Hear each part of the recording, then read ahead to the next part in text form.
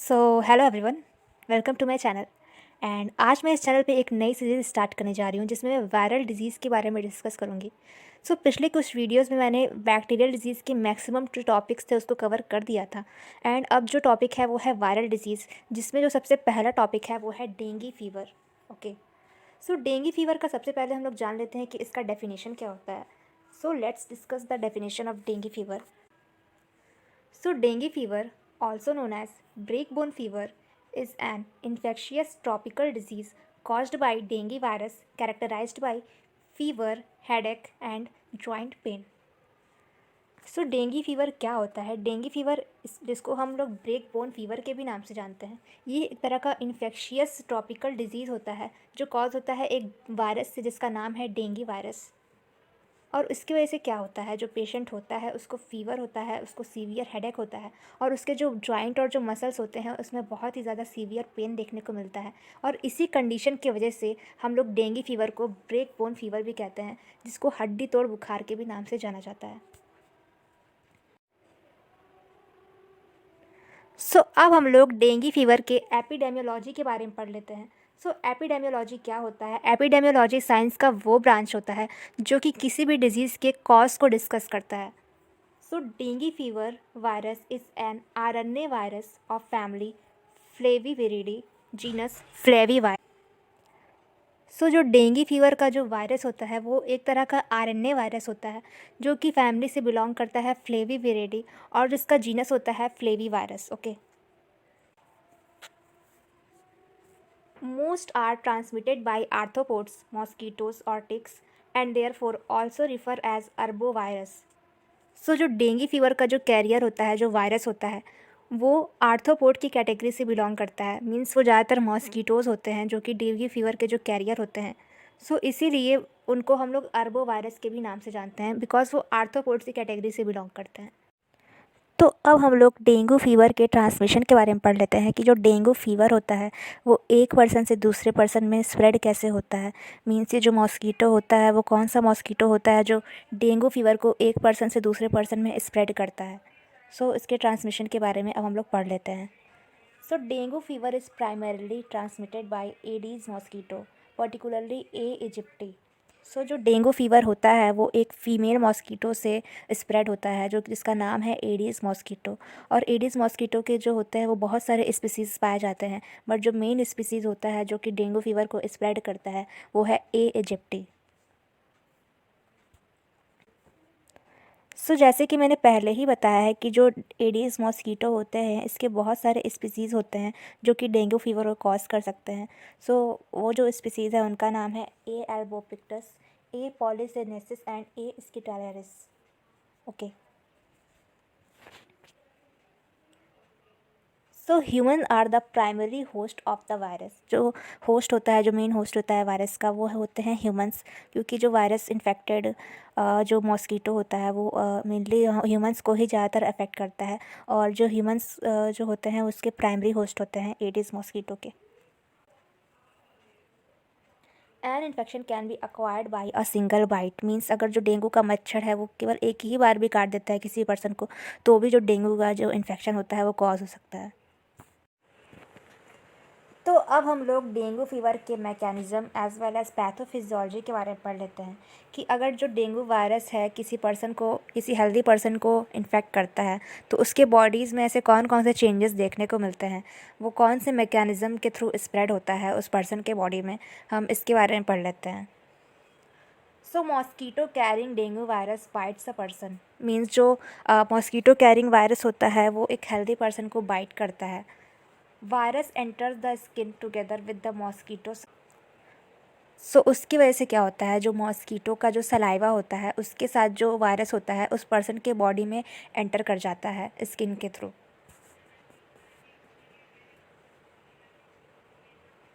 It binds and enter WBC reproduce inside the cell while they moves throughout the body.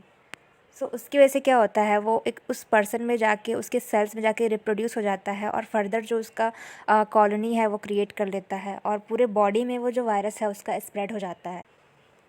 In severe infection, virus production inside body is increased and many organ, liver and bone marrow gets affected. Means क्या होता है कि वो जो पूरा virus होता है उसके उस पर्सन के बॉडी में पूरी तरीके से स्प्रेड हो जाता है और जो डेंगू का जो ऑनसेट है वो स्टार्ट हो जाता है। और इन सीवियर केसेस मीन जब इन्फेक्शन बहुत ही ज़्यादा बढ़ जाता है तो उसकी वजह से क्या होता है, मैनी मल्टी ऑर्गन पे भी जो वायरस होता है वो अपना इफेक्ट डालता है, like liver and bone marrow. और उसकी वजह से क्या होता है, जो डेंगू का जो ऑनसेट है मीन्स जो उसके साइन सिम्टम्स होते हैं उस पर्सन में दिखने स्टार्ट हो जाते हैं।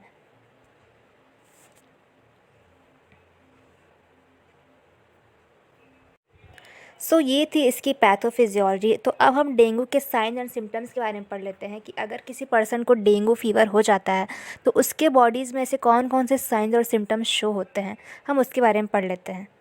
तो साइन और सिम्टम्स पढ़ने के पहले हम लोग डेंगू का इंक्यूबेशन पीरियड के बारे में जान लेते हैं कि डेंगू फीवर का जो इंक्यूबेशन पीरियड होता है वो कितने डेज़।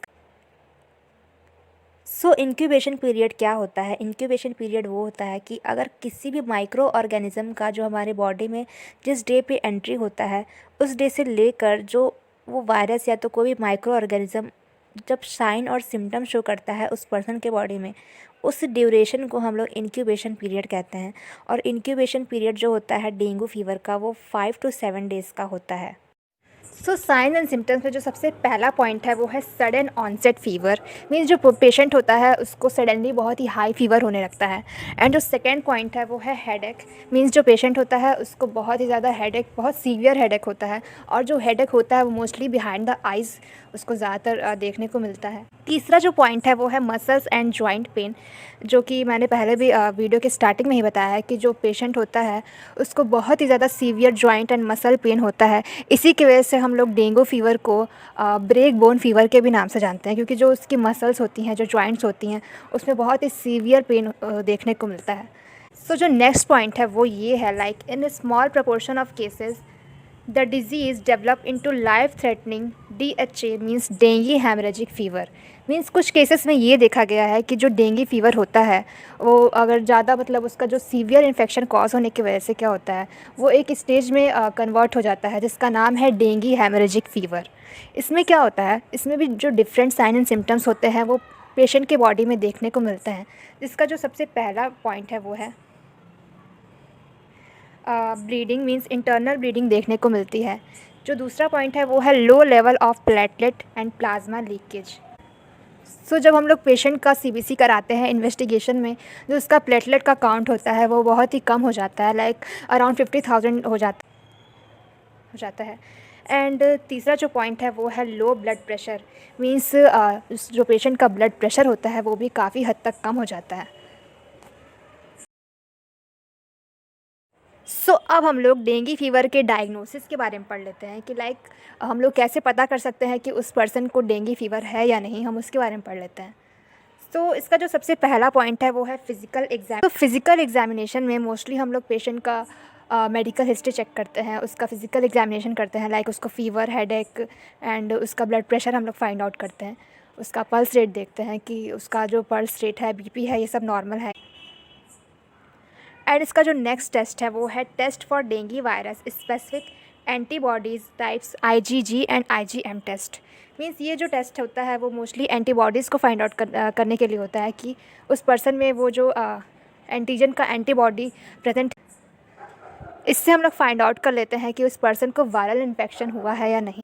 तीसरा जो पॉइंट है वो है blood test. Means blood test में हम लोग ये फाइंड आउट करते हैं कि उसका जो WBC और प्लेटलेट का लेवल है वो कम हुआ है या नहीं, like low platelets and low WBC। अगर उसको वायरल इन्फेक्शन हुआ होगा तो उसका जो प्लेटलेट होगा एंड जो WBC का लेवल होगा वो कम हो जाएगा। चौथा जो डायग्नोस्टिक टेस्ट है वो है अल्ट्रासाउंड। एंड अल्ट्रासाउंड हम लोग करते हैं for earliest identification of dinghy shock syndrome. Dinghy shock syndrome जो होता है वो डेंगी का जो बहुत सीवियर इन्फेक्शन वो कॉज हो जाता है, तो उसकी वजह से उस पर्सन को डेंगी शॉक सिंड्रोम भी हो जाता है। सो अब हम लोग डेंगी फ़ीवर के मैनेजमेंट पे आते हैं। लाइक अगर किसी पर्सन को डेंगी फ़ीवर हो गया है तो ऐसे कौन कौन से ट्रीटमेंट उसको हम लोग रेकमेंड करेंगे। तो जिसका जो सबसे पहला पॉइंट है वो है सिम्टोमेटिक ट्रीटमेंट। लाइक अगर उस पर्सन को फ़ीवर है तो हम लोग उसको एंटीपायरेटिक्स देंगे, उसको वायरल इन्फेक्शन है तो उन्हें हम एंटी वायरल मेडिसिन देंगे। एंड सिम्टोमेटिक ट्रीटमेंट हम लोग मोस्टली डेंगी फ़ीवर में देते हैं। ओरल रिहाइड्रेशन थेरेपी भी देते हैं। मीन्स अगर उसके बॉडी में, जैसे कि हम लोग ने पहले पढ़ा है कि उसके बॉडी में प्लाज्मा का जो लीकेज होता है वो देखने को मिलता है। सो उसकी वजह से क्या होता है, पेशेंट की जो बॉडी होती है वो डिहाइड्रेट हो जाती है। सो उसको हम लोग ट्रीट करने के लिए हम लोग ओरल रिहाइड्रेशन थेरेपी देते हैं। फिर हम देते हैं इंट्रावेनस। सो इंट्रावेनस फ्लूइड भी हम लोग रिहाइड्रेशन को कम करने के लिए ही देते हैं। तीसरा जो है वो है ब्लड ट्रांसफ्यूज़न। मींस जैसे कि हम लोगों ने देखा है कि पेशेंट की जो बॉडी में जो प्लेटलेट का काउंट होता है वो कम हो जाता है और जो प्लाज्मा लीकेज देखने को मिलती है, तो उसको हम लोग ट्रीट करने के लिए ब्लड ट्रांसफ्यूज़न करते हैं। मींस दूसरे पर्सन के बॉडी से ब्लड लेकर हम लोग उस पर्सन में ट्रांसफ़र करते हैं by a specific donor. So prevention is always better than cure, as I always say. So हम लोग डेंगू फीवर से भी प्रिवेंट कर सकते हैं, but there are no approved vaccine for dengue virus. Means जो डेंगू वायरस का जो वैक्सीन है वो अभी तक अवेलेबल नहीं है, बट हम लोग अभी भी उससे प्रिवेंशन कर सकते हैं by using mosquito nets and by using full, so that the Aedes mosquito could not bite us and bite the peoples of tropical and subtropical region also. So ये था आज का video and a big thank you to all of you. So अगर आप लोगों को मेरा video अच्छा लगा then please do like share with your friends also and thank you and keep safe and bye.